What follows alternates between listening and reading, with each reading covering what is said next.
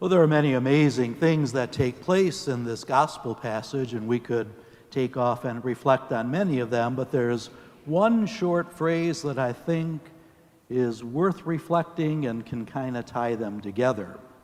And you can make a case that it's the shortest verse in the Bible, at least in our English translation. And it's verse 35 where it says, Jesus wept. Jesus wept. Powerful line that we hear. And why did Jesus weep? Seems to me he knew the ending of the story.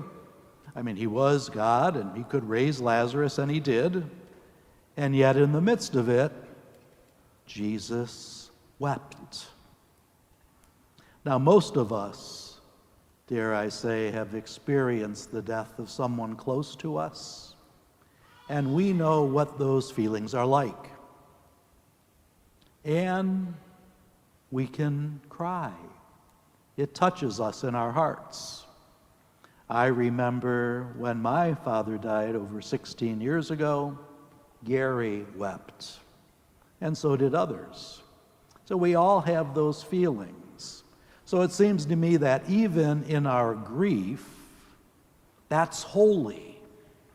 Because Jesus experienced it and shared in those and knows what it's like.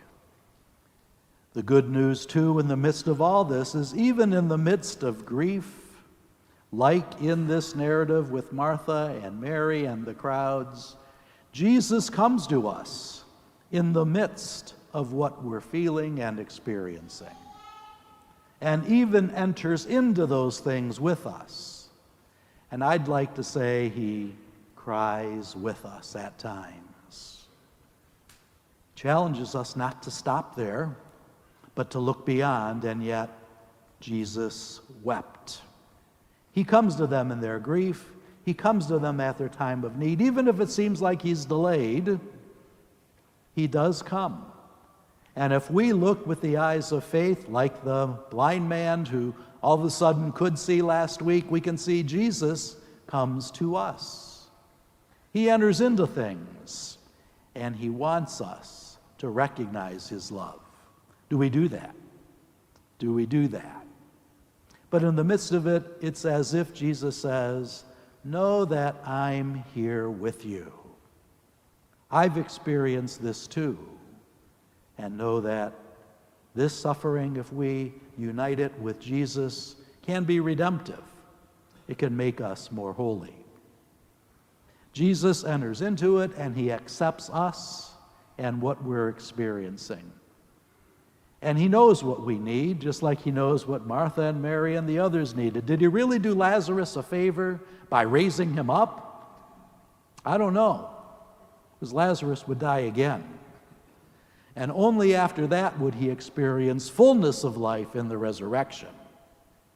And yet, Jesus did this, why? So that you might come to believe. And I'd like to think that's why we're here today. We've come to believe. In our heart of hearts, we know that Jesus is the way, the truth, and the life. And those journeying in our OCIA, who are at Easter sacraments being received into the church, and even those seeking waters of baptism. Remember the Samaritan woman a couple of weeks ago? Jesus gives us that thirst-quenching, life-giving water. He opens our eyes, and today we're reminded he gives us life. And thank you for making that journey and wanting to be with us in faith. May the Lord open all of our eyes so that we can see, quench our thirst, and give us that life and remind us. I think another thing that's powerful in this passage, Jesus tells them after they're told, roll away the stone, he says, it's been 4 days, Lord, there will be a stench. He'll stink. That's what happens when death enters in. And Jesus wept. And yet that stink doesn't stop him. Matter of fact, I think Jesus says, you know what? Lazarus' death stinks. He tells us death stinks. It's not the end of the story. And when we're dealing with things in life like pain and sickness and sorrow, even cancer, or alibis that don't make any sense, Jesus says, that stinks. But it doesn't stop the Lord. Matter of fact, he approaches the tomb. And then what does he do? He addresses it head on and says, come out. Come out.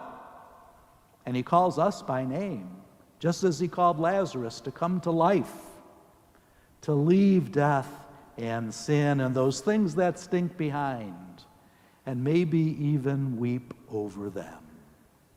Yeah, we gather here in the midst of a story about goodness and love and life.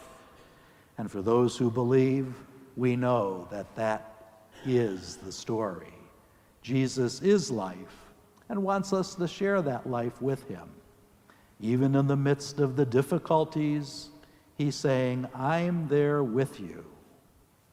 And remember what he says at the end of the Gospel of Matthew. No, I'm with you always until the end of the age.